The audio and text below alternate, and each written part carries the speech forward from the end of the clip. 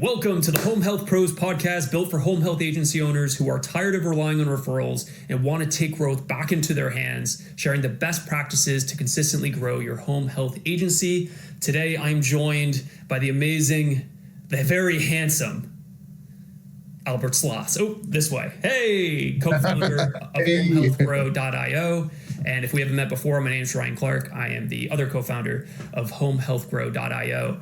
Albert, what I thought we'd do today, because this is like celebratory inaugural podcast number 1, just share a little bit on you, us, how we got here, what we do, the results we've been getting for Loving Care, Araceli specifically, and we'll kind of see where it goes. Yeah, so as far as within me, right? Well, I think within the both of us, Sure. My background in business is within the fitness space, right? So Sure, that's how we met. So back in 2019, actually, is when I bought my first gym, and that was like right before COVID. Yeah. Right.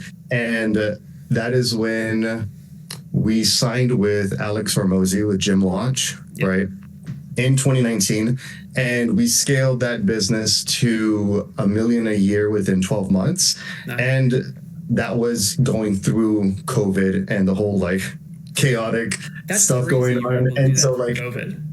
Yeah. And so I think that if you could survive COVID with everything happening in the gym space, you could do anything with any business, because you had to get so creative and problem solving to solve the shutdowns and everything, right? And so the operational infrastructure in a gym space is the same across any service-based business, right? So everything really translates.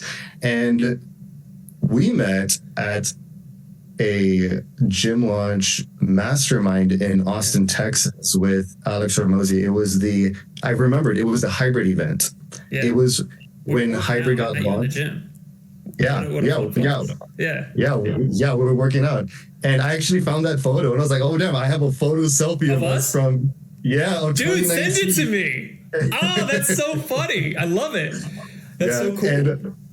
And so it was at that mastermind when we first met. And I always tell people about that, I was with Gym Launch in 2019, and that's when Alex Hormozi was actually still like doing the consulting, and we'd have these masterminds there, him and Layla and going through everything. So I was like, that was just like a regular thing and back in the day, but now he's like untouchable. I know, right? And I mean, recently you sold your company, right? One Shot. Yeah. So we exited our fitness side of the business and closed that chapter.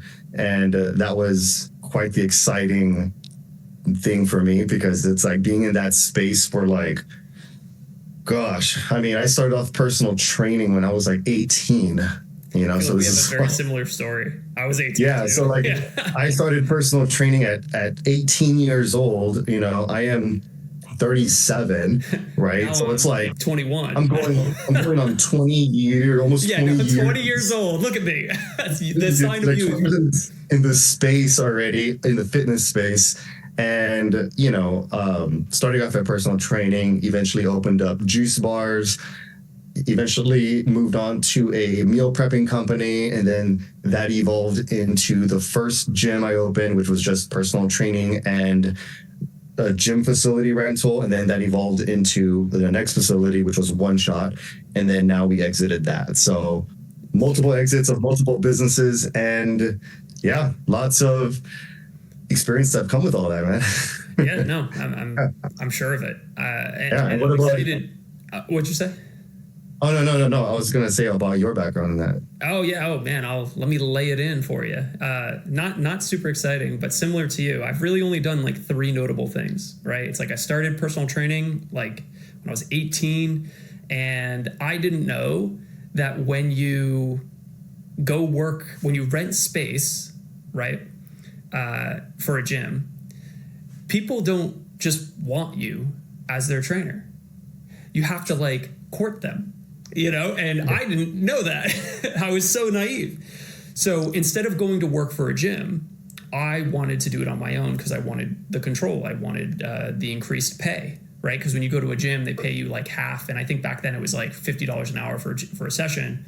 They'd pay you starting like 30%. So it'd be like 15, 20 bucks an hour. Whereas if I did it myself, I could charge 30. So it's better for the consumer, better for the client, and I'd keep it all.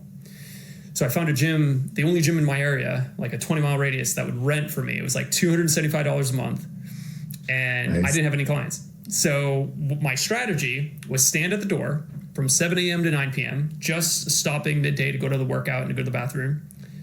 And that's what I did for like 3 months. And I remember it took me 2 weeks to get my first client. My first clients were Jessica, and then an amazing duo, Aaron and Rick. Super awesome dudes. Like, you never forget the first name of the first clients, right? Oh, of course. I know their last names too, but I won't put them on blast. But that's how I got my full client load. And I went from like 0 to essentially 100,000 a month as an 18-year-old, just standing at the door and just hustling, which was great. But then I hit a ceiling, and I tried some different things. I opened a couple franchise locations, not with me as the owner, just being the manager, for like an I Love Kickboxing, and learned a bit there. That was like my first employee experience. And then at 22, I started my first gym, 5-star boot camp, right in Westwood, Massachusetts. And I wasn't in gym launch back then, but I grew up doing martial arts, and a lot of the processes were kind of similar. It was group based, and I did a lot of those things. And what I did find out, though, very quickly was that people, just because I stand at my door of the gym, aren't going to come in. So I had to learn how to market. So that's how I really started to, like, first exposure into meta ads in 2016. And then joined Gym Launch in 2017. Shortly after, I think within 9 months, built that first gym to $1 million a year, kind of similar to you. And then I just knew a couple of gym owners.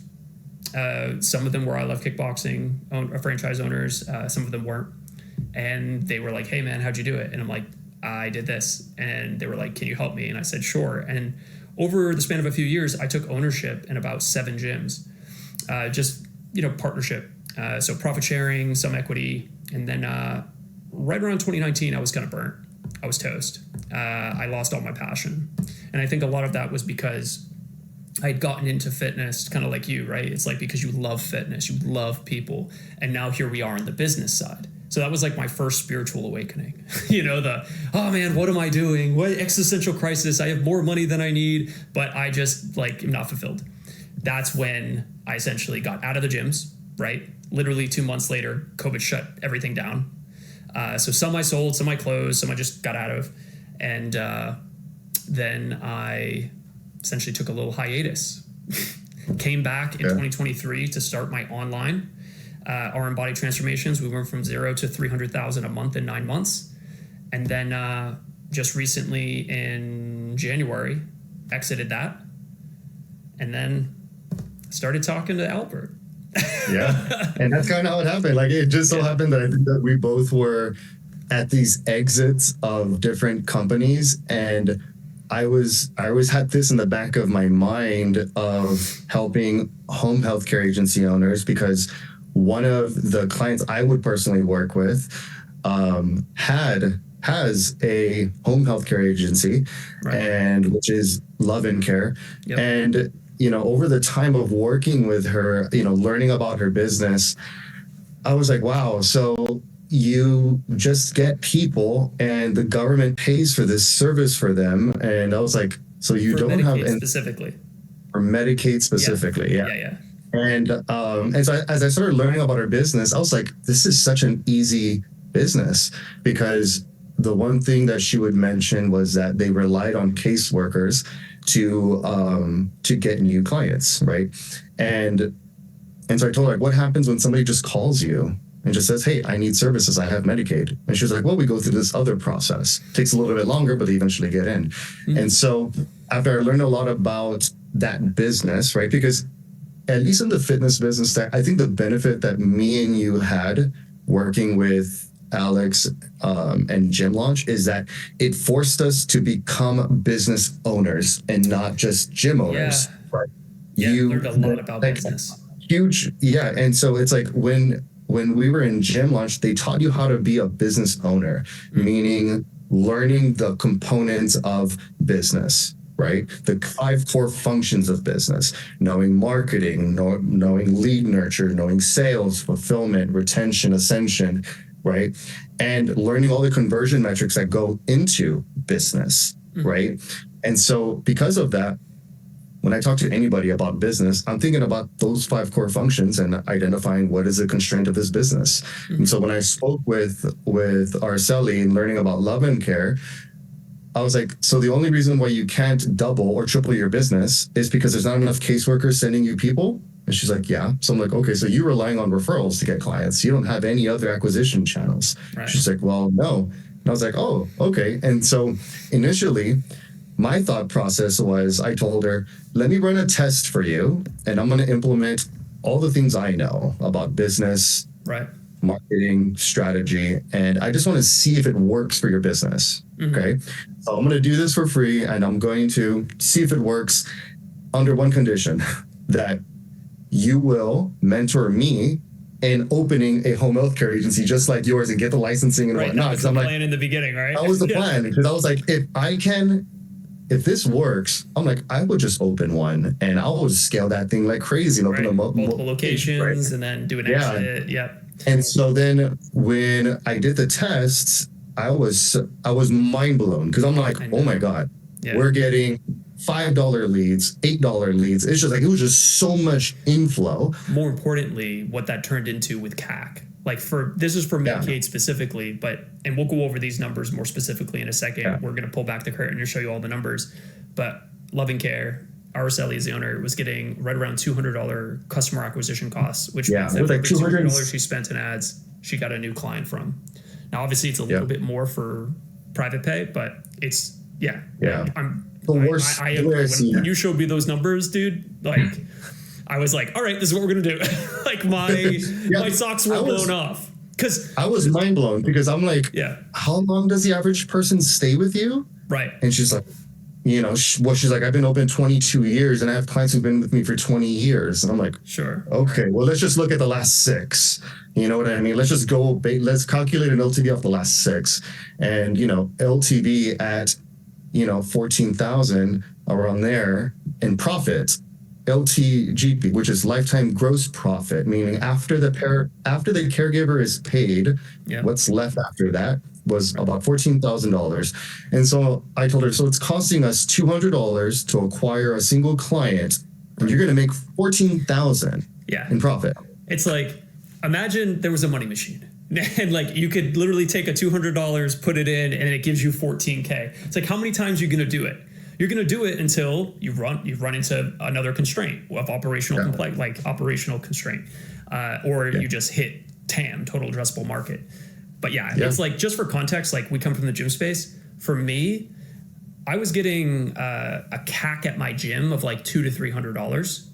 So it was the same CAC, except to me, lifetime value, LTV. So like, this is the amount of money a customer will pay us in the lifetime they're with us, was just over $2,000. LTGP, how much every new client pays in profit, or comes to the bottom line with profit, it was like $1,000, $1,200. So a higher percentage, but way lower absolute. And for Love and Care with the same CAC, we're talking $90,000 for revenue or lifetime value, and $20,000 ballpark for lifetime gross profit. So you can just understand how excited we were when we saw those numbers. Yeah, and that was just mind blowing to me. I was like, oh my God, this is. And so I did a lot of research, and upon our research, my conclusion was our flow is so much and lead costs are so low because agency owners are not taking advantage of this new acquisition channel, right? Or they just don't know how to. And there's nobody really in this space that does it profitably, or for these type of companies. And so after I exited my last company, I was going to, take the sabbatical and figure out what I'm going to do with my life. It's going to be something around this, but we'll figure it out. Maybe go meditate in a cave. Yeah, literally, right? In Bali. and that's when we connected. And I told you this idea, because in my head, I'm thinking, well, do I really want to get back in the brick and mortar space? Because if I opened up an agency like this, right, I'd have to have an office. I'd have to be situated somewhere. And for me personally, when I think about opportunity, I think about, does it align with the lifestyle that I want to have, right? Sure. And the impact that I want to be able to provide, right? And so the impact I want to have is I want to have a big impact, right? And so instead of me opening up a home healthcare agency, right, I then decided I would rather help other home healthcare agency owners scale their companies, for me to focus on what I'm good at, which is I'm good at strategy, building the operational infrastructure behind it, and scaling companies is what I'm good at. I was like, I'd rather just help them scale their companies and, work with many, and the impact is greater. And so, and then when we connected, I kind of told you this idea. And of course, as entrepreneurs, we see the green grass everywhere. It's opportunity everywhere. Work. Yeah. And so, And so it was good that when I told you this idea I was like, okay, well, this is what I am thinking, right?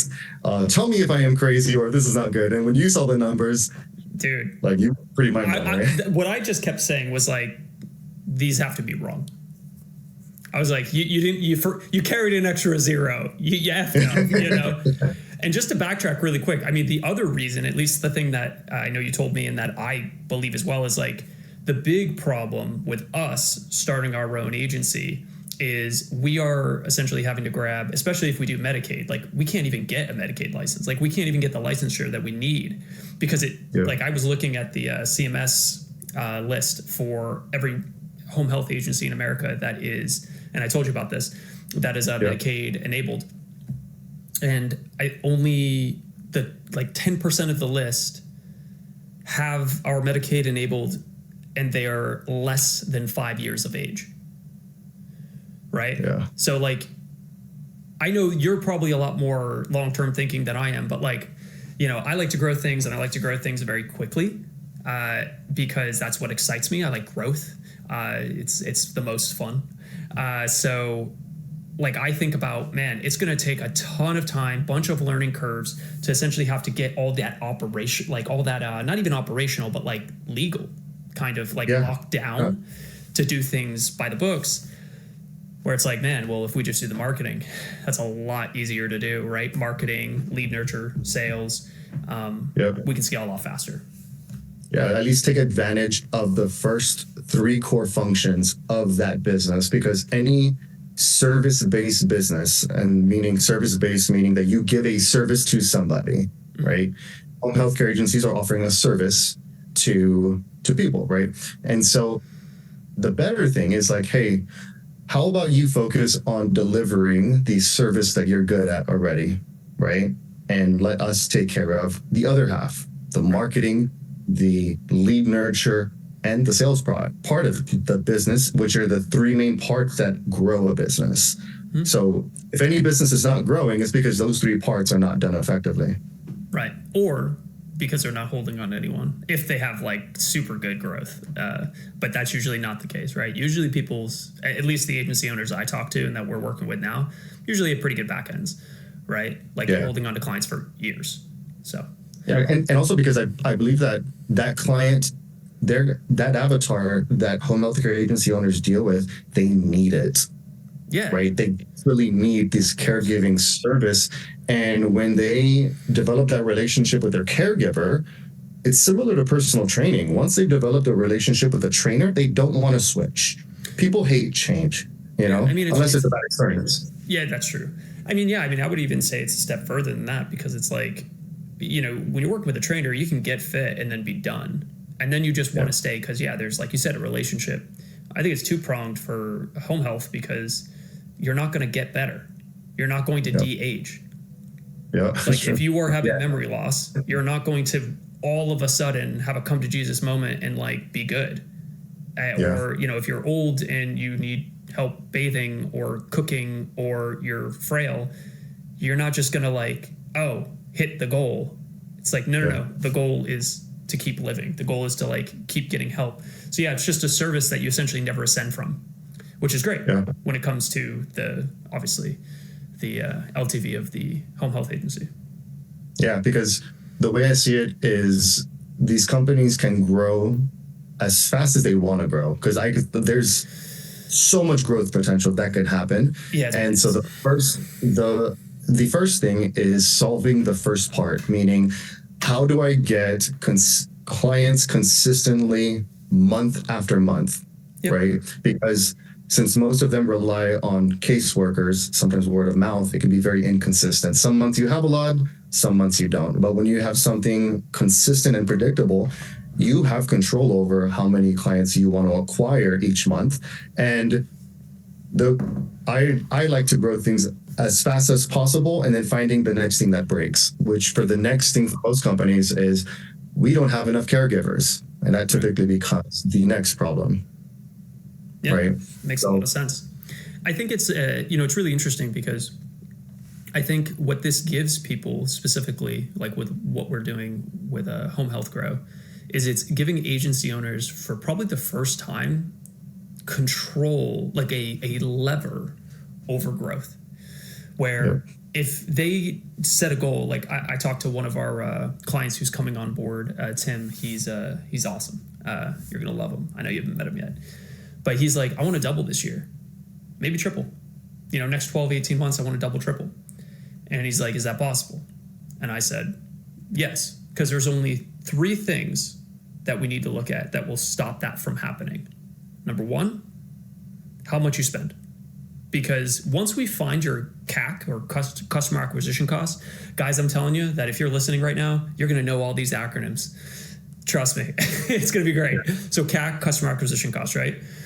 Once we have a reliable CAC for you, and he's private pay, so his private pay CAC is probably going to start somewhere around like $1,300. And as the ads optimize over a 2 to 4 week period, we're probably going to see it drop to $500 to $800. So let's just say like $800, right? So that means that new lead comes in, right? It costs a certain amount. As it goes through his funnel, a certain amount get qualified by our SDR team. They get booked onto his calendar, not exactly his because he's the owner, but you got it on his intake coordinator's calendar. We train his intake coordinator so that she gets a higher percentage of them to become new clients or go to the next step and then become new clients, right? So it becomes a reliable system that for every $800 I spend, I acquire a new client. Cool. It's like I said before, you have a money machine. What do? You keep more. But here's what's going to happen. The next one of 2 things will break. The next thing that will break is kind of what you said. We don't have enough operational, operational... like infrastructure, really. Yeah, infrastructure. There you go. People. To support it. Either because I don't have enough intake coordinators. Like, we have all these appointments that we can, hey, thumbs up. I have all these appointments that can be pushed on here, but I can't spend more because appointments are slammed. So what do? You get another intake coordinator. Duh. Right? Next, we have all these appointments, people ready to sign. I don't have a caregiver for them. Well, that's another problem. So it's like infrastructure. You got to solve for that. So you have to have a reliable way to fix those 2 things, which also we're working on as well to solve, right? We want to solve all your problems. That's great. But then the last thing, and this is a real thing, this is what I ran into with my first gym, is TAM, total addressable market. The truth is, if you're a brick and mortar, you're not competing nationwide, which actually makes ads a lot easier, right? Yeah. Really quick context. I scaled RM Body Transformations, my last company. It was a weight loss coaching company, from 0 to 300,000 a month in 9 months. We were completely virtual, online weight loss. People would hear about us through an ad, and within 48 hours, pay us $6,000 to $8,000 to coach them for 6 to 8 months or 6 to 12 months. That takes a good system because you need to develop trust very, very, very quickly, which, and Albert, I know you know this, but like a lot of the home health agencies that I've been talking to, they're like, oh man, my sales cycle is 9 weeks. I'm like, 9 weeks? Like, I get you need trust, but like, we can compress that a ton, right? And there's a lot of things you can do to signal trust to get somebody feel good enough to buy. And it's not time. Time isn't it. I promise you. It's information. It's feeling, right? Where does that, it's emotion. Where does those emotions come from? They come from, certain stimulus. There's 6 laws of influence. We can go over that at another time or today, who knows? But if you can hit all these 6 laws of influence, you get somebody to essentially move to being a client. Doesn't matter how much time, 24 or 48 hours, right? But with all that in mind, the last thing is TAM. So total addressable market. Because you're in a 25-mile radius of your location, you can't sign somebody up in California if you're in Massachusetts. You will eventually run into rising customer acquisition costs, and essentially you can't spend any more money in ads. Now, here's the good news with that is then you just open another location and you're making so much money, you don't care. So then you just slow down ads to a consistent amount at that location because you hit TAM. Because if you spend more, your CAC's going to get all out of whack and go crazy high. You open another location, you go to 5, scale 10, whatever you want to do. And if you love what you do, it's funny. I've talked to a lot of agency owners in the last few weeks. A lot of them don't want to sell. They're like, I love what I do. Like, I just want to make more money and help more people. And I'm like, that's awesome. But if that's not you, and you're like, this is a good opportunity vehicle, cool. Then you do that and then you sell, right? To PE, private equity or whatever you want to do. But this is the problem I ran into with my gym. Right, I scaled to $1 million a year, and our CAC was like $200-300. When somebody came in the door, they paid me $600 day one, so I was instantly profitable in ads. 30-day cash to CAC was over 2, which means you can scale essentially infinitely as long as you have the infrastructure. So I did that, and then it just kind of got weird because I'm like, why is my CAC 400 now? And now 500, and I'm still like creating a ton of new ads, a ton of new angles, like all this. I'm like, now it's 500, now it's 600. Everybody knew who I was, like everybody. Thank God I didn't live in this town. I lived in Attleboro, 20 minutes away from Westwood. But when I would like go to the store or something, people would be like, hey, you're the boot camp guy. And I'm like, I guess, okay. Because I was spending $20,000 a month in ads at a physical location.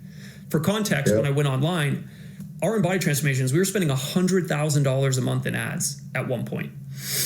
So like, it is truly where we want to get is money in equals money out.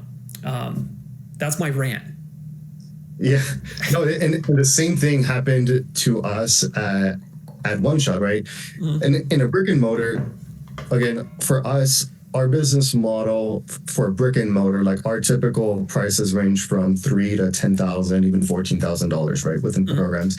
And so the biggest benefit, right, it's pros and cons. TAM is limited, right? The total amount of people who will spend that much money is, a limited amount. And the benefit, though, of a brick and mortar is the fact that you have a physical office immediately develops trust. Yes. Immediately, right? The fact that you have somewhere that if somebody wants to come and walk in and talk to somebody, tangible. It's real. It's tangible. Yeah. There's immediate trust there. So the same thing within us in the brick and mortar, we would have somebody who just heard of us yesterday come in the next day, pay $8,000. Yep. Simple. Yeah. But in a brick and mortar local market, that's how it is. And the same thing within us, right? Eventually, as you scale, right, there's only so much that you can make in a brick and mortar.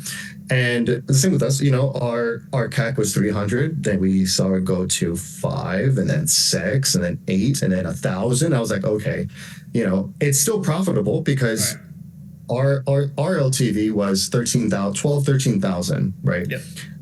And so it was so profitable, but I'm like, okay, that's already getting quite a bit. But when that starts going up, then we know that we're hitting TAM. And of course, it reflected in our revenue because we were already doing 110,000 a month in revenue for a brick and mortar. And the goal, if we wanted to expand One Shot, we would have to open up more locations similar to a home healthcare agency. They would scale till they hit TAM, and they will know they hit TAM when their CAC goes up. And the second thing is develop the operational infrastructure to get the model working of people, right? Meaning We know that for every location, we're going to spend $15K a month. We have these people in place. They're going to handle all of that. And so you create a system, a model, a working model without you as the owner. Then when you go into another city, right, whether 100 miles away, and you open up your second location, you are just rinsing and repeating this repeatable model that you just made. So you create the model, you perfect it, it becomes self-sustaining. You take all those practices into the next demographic area, repeat the same thing. Same marketing, same sales process, same people. And then you get that to scale, and then you go on to the next one. Nail it and scale it, baby. Easy. That's the way. It's good stuff. And I think the only reason why it probably becomes hard, or they think, well, that's impossible because I've been doing this for 10 years and we still haven't been able to do that. The fact is that you haven't been able to do it with the information you currently have and the skill sets that you have. That's the only reason why it's been impossible for 10 years, is simply because that you probably just haven't yet learned the acquisition part of your business, which most of these businesses, they are sitting on a one-legged bar stool, meaning that their company is the seat and they only have one way to get clients, or maybe two, right? It's usually through referrals and caseworkers or through doctors. And the second, maybe word of mouth. Oh, three. And I was going to say SEO, because like a lot of the owners I talk to are like, yeah, I got SEO going.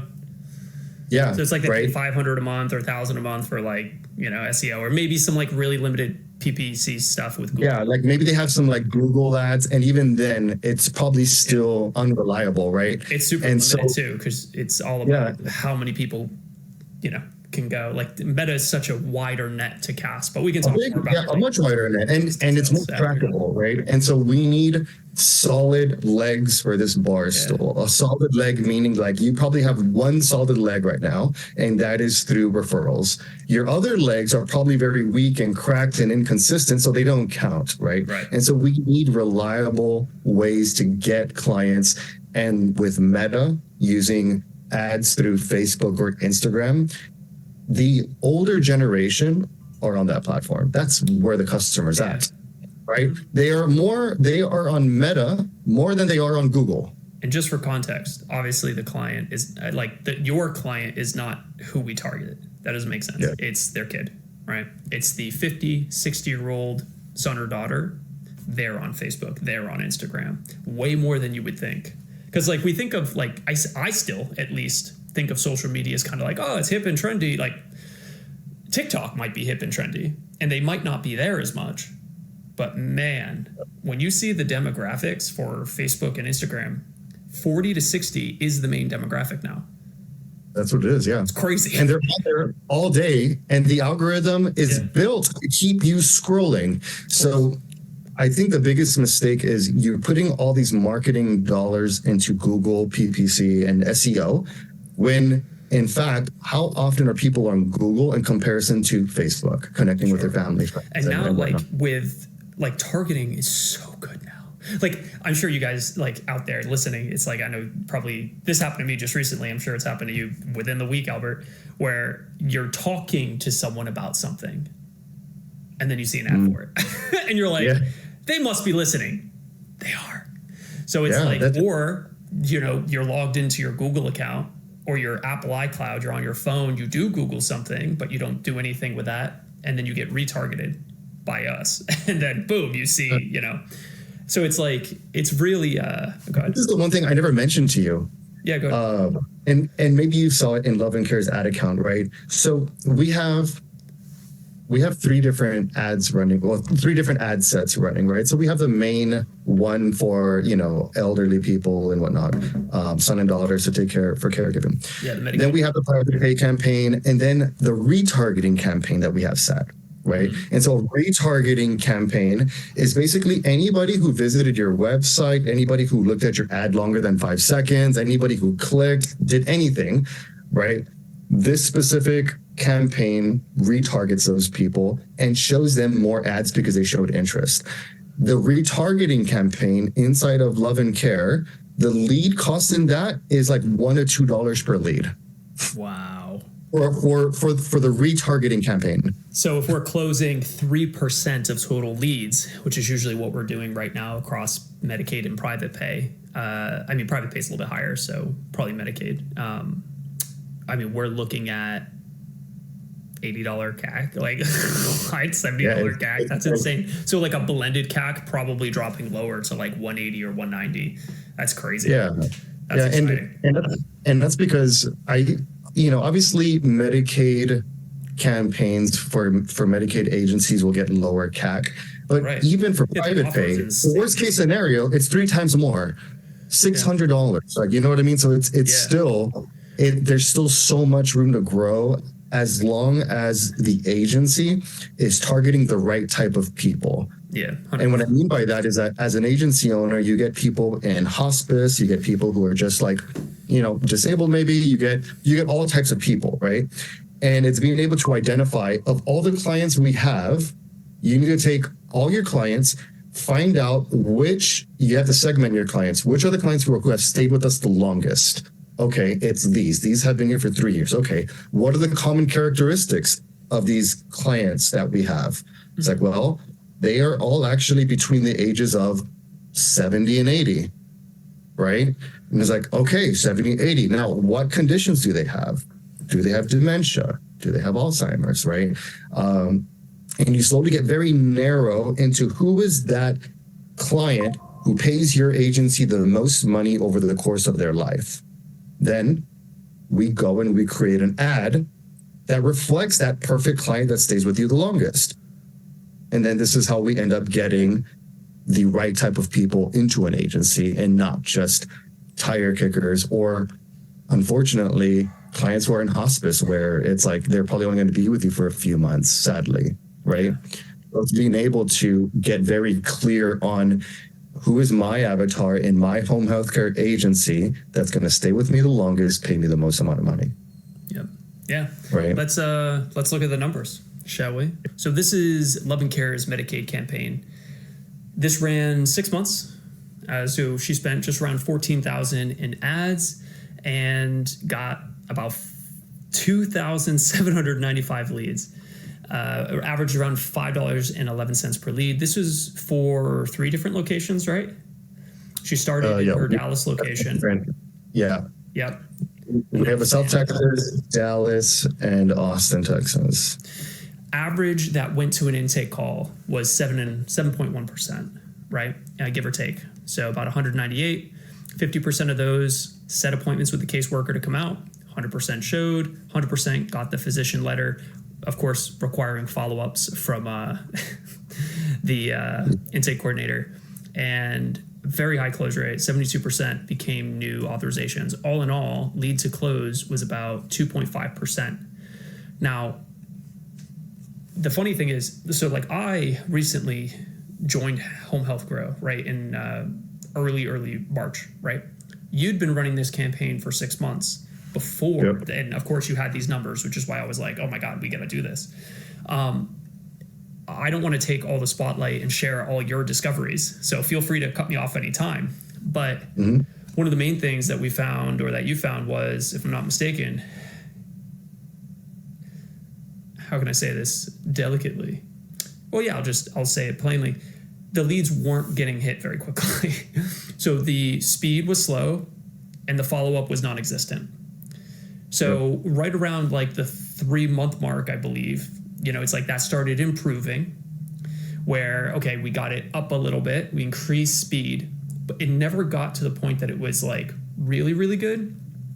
So what we've done just as of recently is brought on an SDR, sales development representative. Pretty much all he does is wait for leads to come in. When the lead comes in, he answers within 60 seconds to 5 minutes, within 1 to 5 minutes, calls immediately, qualifies. If they're qualified, goes onto your calendar. This is the same with private pay, by the way.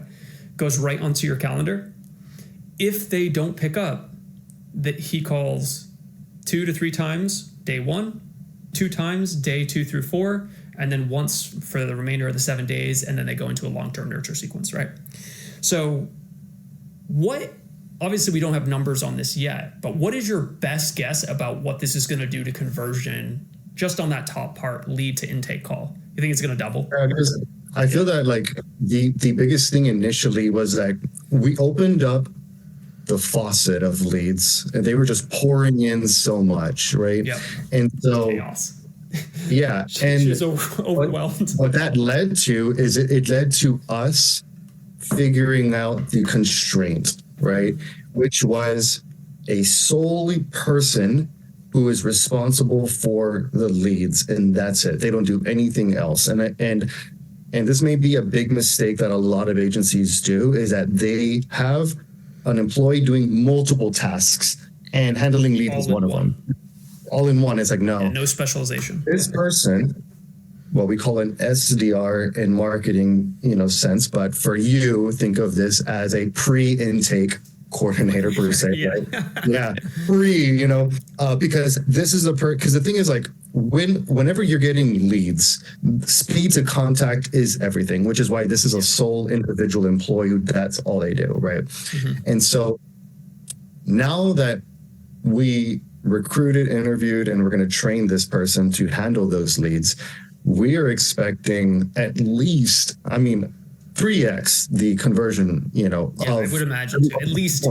At least two. I'm thinking 3, because this is all he's going to do. He's going to be trained by us, not by the agency who doesn't know how to manage and organize leads, not by the agency who doesn't know a proper sales process or phone sales or whatever it is, because this role, it's in essence a sales role, meaning that this person needs to be so great in talking to people, overcoming objections, making sure that this person feels heard, understood, to make sure that this person can trust him, right? And that's what his role is.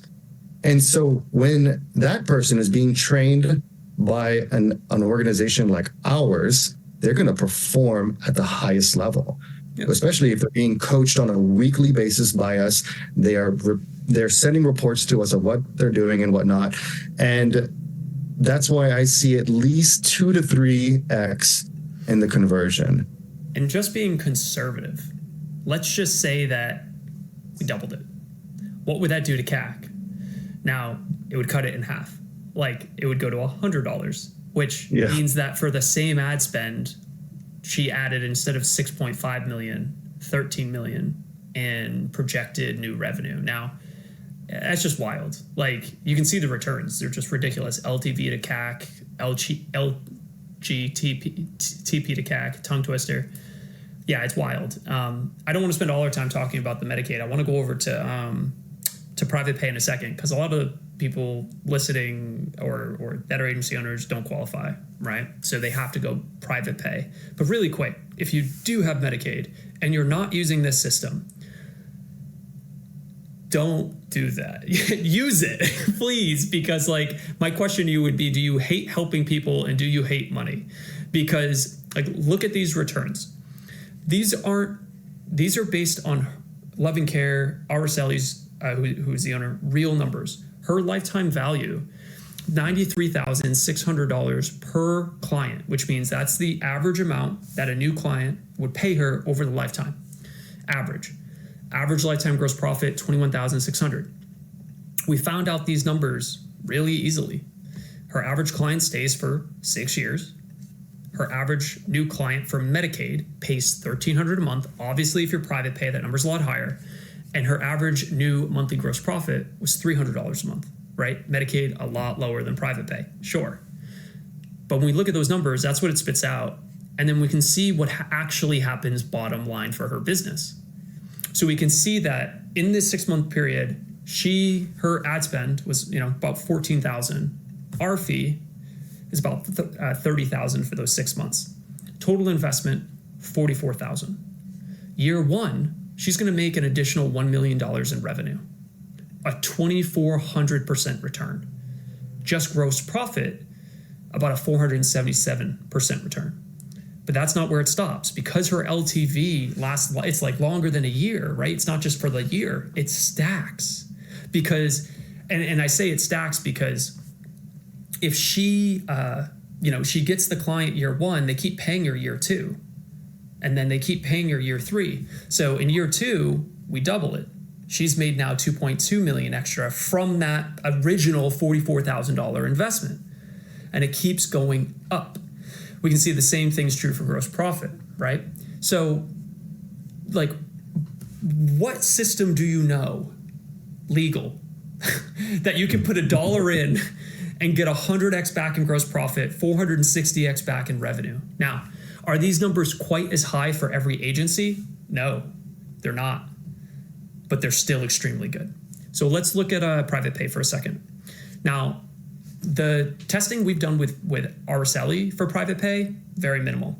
I know that in the beginning you were running, and you're running it now, but we're not going to talk numbers until like a campaign is finished, right? Because things change way too much, day to day, week to week, month to month, even in the beginning.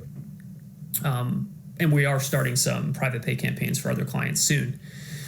But in the beginning, you did some private pay too. Because the numbers were just so much better for Medicaid, we turned that off and we focused on Medicaid. But assuming that Loving Care was only private pay, this would still work for her numbers. And if you are an agency out there, think about what your numbers are, and we can even help you put these in. But her numbers looked like this for private pay. This only ran for just short of 2 months. In that time, she got about 101 leads, $39 lead cost, 29% hit intake calls, 55% set appointments, 69% showed, 27% became new clients, a lead to new client conversion of about 3%, right? She spent just about $4,000, and in projected revenue, will bring in $186,000, and gross profit $75,000 or $71,000. Sorry, I'm getting old. I can't see. Now, this is based off her numbers for private pay, which were arguably, again, better than Medicaid. Now, for her, it was $2,600 for revenue monthly, $1,000 for gross profit per new client. 24 months was the average a client would stay. Now, these numbers are, in at least with the home health agencies I've talked to, average. Some, it's like high acuity cases, we're talking about $5,000 a month in revenue, right? I mean, you get I was talking to one of our soon-to-be new clients, Tim. He's like, if I get a really high acuity case, 24/7 care, that's $25,000 a month client. I'm like, okay. He's like, find me more of those. I'm like, all right, yeah, let's do this thing, right? So you can see how as these numbers rise, these numbers just become ridiculous. So, but I think these are pretty conservative. So we look at the numbers, same thing. She worked, I'll increase this to 10,000 because 2 months, right? Her investment, about 14,000. First year revenue, added 93. Second year revenue, she'll add 186. All in all, total return, about a 1,200% return from her entire investment. Like, a lot of marketing agencies always talk about return on ad spend, right? Hey, my client spent $1,000 and made back 10,000. And it's like, wow, that's great. Who cares? That's ego. Yeah. What I care about is what's your return on investment, right? Who cares if you made a 100x return if you're paying someone and it eats all your profit, right?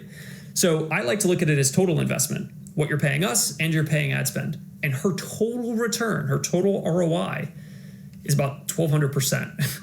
And for gross profit, about 400%. Yeah.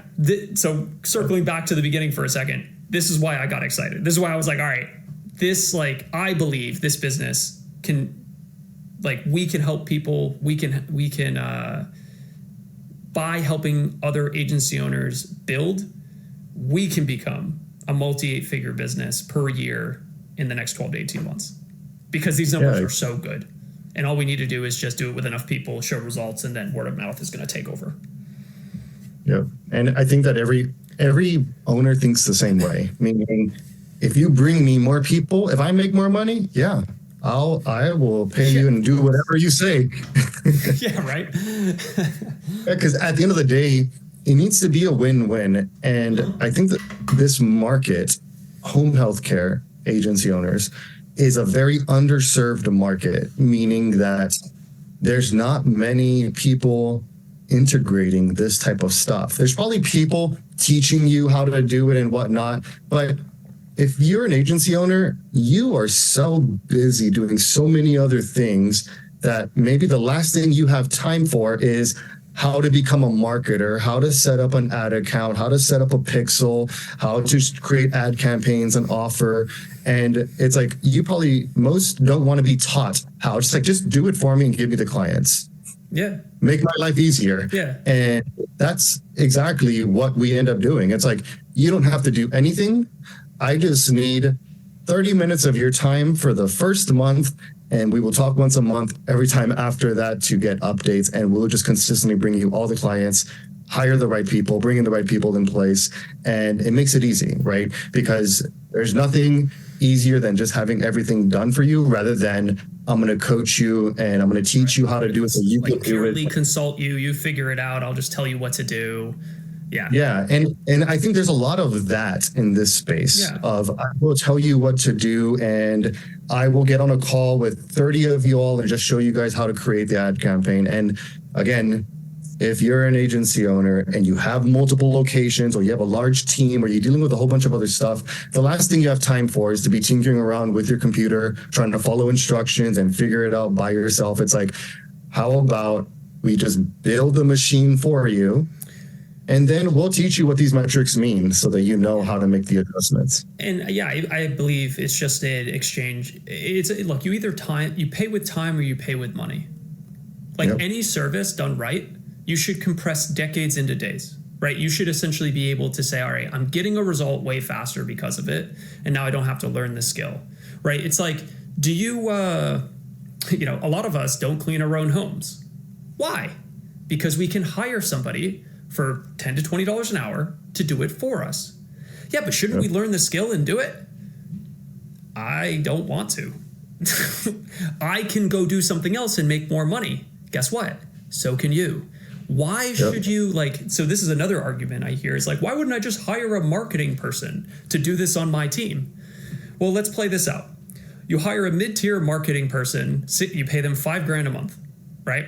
And they have never run a multi-7-figure business. They don't have context at scale for building ad campaigns. They don't understand business because they've never been a business owner. So they don't know how to, fix the problems that come up along the way. And they're just doing marketing. And a lot of these marketers, they've never built anything. Just being real. They've never built anything substantial. They've just marketed. So they do the things to give you vanity metrics. Hey, we got a lot of views on that video. Wow, that's great. How many new clients? Oh, I don't know. Okay. Yeah. It's like, you need a system that you can quantifiably and I'll say unequivocally say, I spend this and make that. This is worth it. Not, oh, we got 10,000 impressions last month. Who the freak cares? So anyway, you can pay a marketing person $60,000 a year. See how it goes. Or pay us $60,000 a year. And instead you get Albert, a 7-figure entrepreneur, me, a multi-7-figure entrepreneur, both of us. You get an SDR to qualify all of your leads for you before they hit your calendar. Somebody to run all the campaigns, knowing they're going to work, and update them and optimize them. And you get somebody to train your intake coordinator so it's going to work.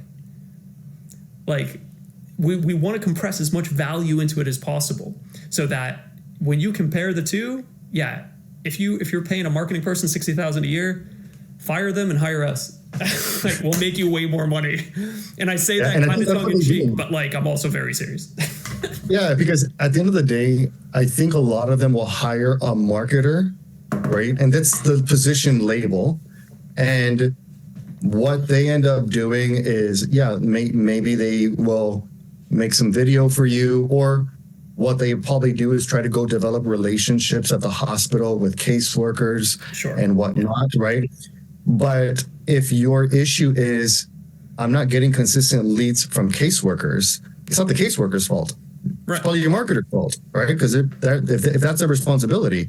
Or they may rely on local health fairs where they go and they set up a tent, they give away all this free stuff, they have people fill out a form to give them their information as a lead, right? and they'll rely on attending health fairs, right? And maybe the marketer is the one who does all of that, right? And again, it's not predictable. That's the point. How many health fairs can you attend in a single month? It's not scalable. How many health fairs can you attend per single month? How many hospitals can this marketer go to every single month? And even when the marketer has a relationship with the caseworker has 10 other agencies that they could choose from, right?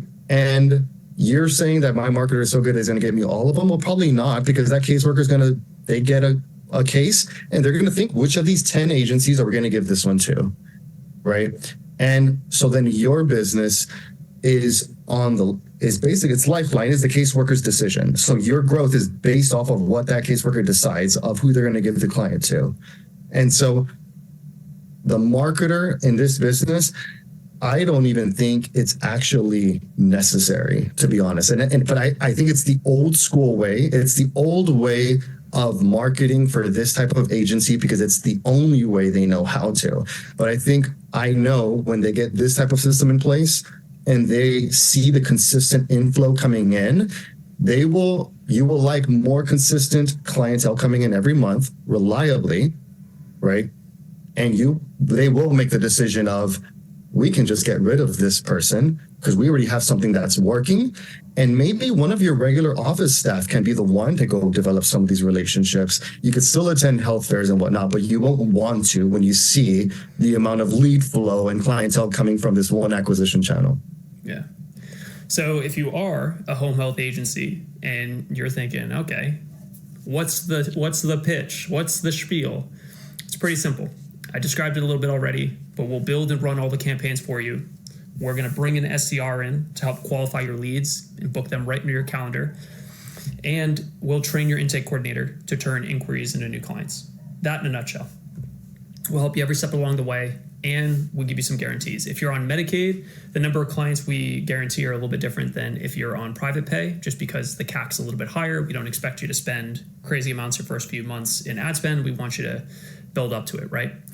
But if you're private pay, we guarantee that you'll bring in 5 new clients in 90 days, or we'll work with you for free until you do. And if we haven't hit 5 clients after 6 months and you did your part, we'll refund not just your setup fee, but everything you paid us. Albert and I wouldn't say that, especially on video, if we thought the likelihood of that happening was 0%. Let's be real.